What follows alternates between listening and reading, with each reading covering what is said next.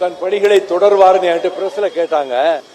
நான் சொன்னேன், ஏற்கனவே மருத்துவமனையில் இருந்தவாறே அரசு பணிகளைத்தானே அவர் கவனித்துக் கொண்டிருக்கிறார், ஓய்வு எடுப்பதாகவே தெரியவில்லையே அப்படின்னு ஏற்கனவே சொன்னேன்.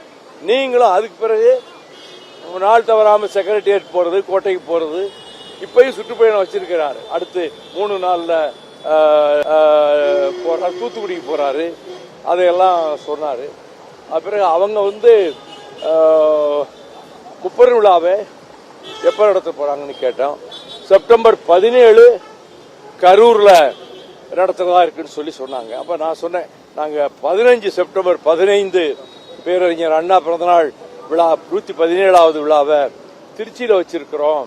அதனால நீங்க 17 அங்க பெரியார் பிறந்த அன்னைக்கு அங்க வைக்கிறதுனால ஒரு நாள் இடையில கேப் இருக்குது, எங்களுக்கும் கொஞ்சம் வசதியா தான் இருக்கும் அப்படின்னு சொன்னேன்.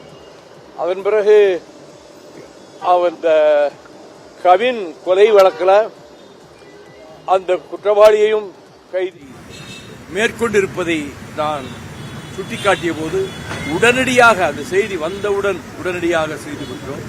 கவின் உடலை பெற மறுத்த அந்த பெற்றோர்களிடத்தில் கனிமொழியும் அதை போல அங்குள்ள அமைச்சர்களும் உடனிருந்து நேற்று மாலை வரை பேசி பெற்றோர்கள் உடலை அவருடைய சடலத்தை பெற்றுக்கொள்ள முடிவு எடுத்து அது முடிஞ்ச பிறகுதான் சகோதரி கனிமொழி இங்க வருவாங்க அப்படிங்கறதையும் சொன்னாரு.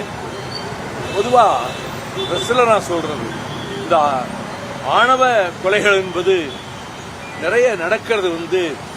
காவல்துறை உடனடியாக நடவடிக்கை எடுத்து கைது செய்து என்னதான் செய்தாலும் கூட இன்னும் அது குறித்து கொஞ்சம் கடுமையான சட்டங்கள் கொண்டுவரப்பட வேண்டும் என்ற கருத்து பரவலாகவே இருக்கிறது.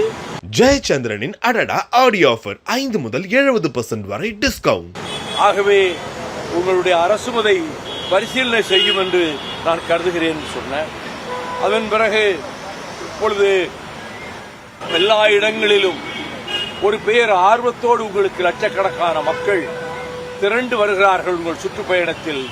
மற்றவர்களின் சுற்றுப்பயணத்தை விட உங்கள் சுற்றுப்பயணத்தில் அலைகடல் போல மக்கள் வருவதும் அவர்கள் ஆதரவை காட்டுவதும் திராவிட முன்னேற்ற கழக அரசுக்கு தமிழகத்தினுடைய மக்கள், வாக்காளர் பெருமக்கள் முழு ஆதரவையும் தருகிறார்கள் என்பதை இது நிரூபிக்கின்றது.